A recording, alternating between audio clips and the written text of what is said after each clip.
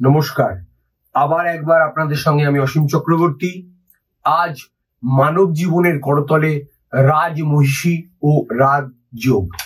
মানুষ যে প্রকার বংশে বা পরিবেশে জন্মগ্রহণ করেন তার চেয়ে অনেক উন্নতি করে বিশিষ্ট অবস্থায় পৌঁছানোর নামই হলো রাজ মহিষী যোগ বা রাজযোগ। কখনো কখনো দেখা যায় উচ্চ বংশের লোকের হাতে রাজযোগ থাকতে পারে, তাহলে তারা বিরাট উচ্চে উন্নত হয়। রাজযোগ থাকলে জননায়ক বা সমাজে বিখ্যাত ব্যক্তি হয়ে থাকেন তিনি।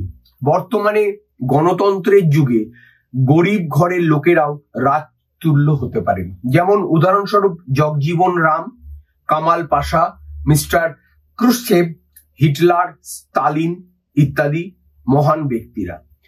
দেখা যাক হাতের করতলে কি আমাদের জানাচ্ছেন।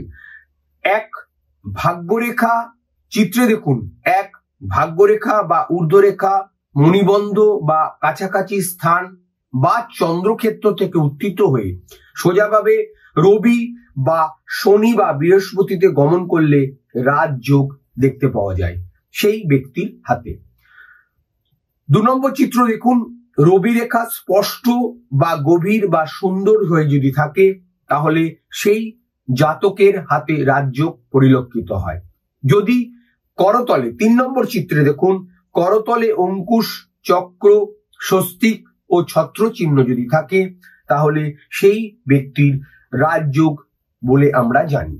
যদি করতলে পদ্ম চিহ্ন দৃষ্ট হয় 4র্থ নম্বর চিত্রে তাহলে সেই ব্যক্তি রাজযোগে যুক্ত হন। 5মত চিত্রে দেখুন, হাতের আঙুলে যদি কোনো মুদ্রা চিহ্ন থাকে তাহলে সেই সকল জাতক রাজযোগে যোগিত হন। 6ষ্ঠ চিত্রে দেখুন, করতলের প্রধান রেখাগুলি গভীর ও যদি স্পষ্ট হয় তাহলে জাতক রাজযোগ যুক্ত হন। 7মত, যদি মণিবন্ধে মৎস্যপুচ্ছ থাকে তাহলে সেই ব্যক্তি বা জাতক রাজযোগে যুক্ত হন।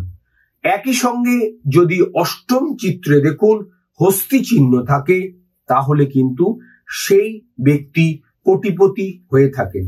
অন্যদিকে আবার একবার বলবো, যদি মৎস্যপুচ্ছের চিহ্ন মণিবন্ধের কাছে হয়ে থাকে তাহলে কিন্তু রাজমহিষী যোগ দেখতে পাওয়া যায়।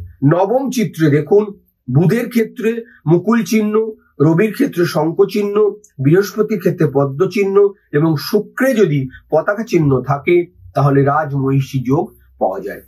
করতলের বর্ণ স্ফুটিত পদ্মের ন্যায় এবং কোমল যদি হয় তাহলে মণিবন্ধ রেখাগুলি মালার ন্যায় মনে হয়। আঙুলগুলি লম্বা এবং তাতে মুদ্রা চিহ্ন থাকলে রাজমহিষী যোগ পরিলক্ষিত হয়।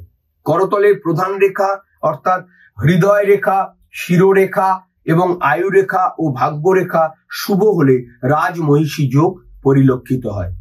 আজ এই পর্যন্ত বন্ধুরা, আবার দেখা হবে পরের সপ্তাহে। বিশদে 9153306727 নম্বরে যোগাযোগ করুন।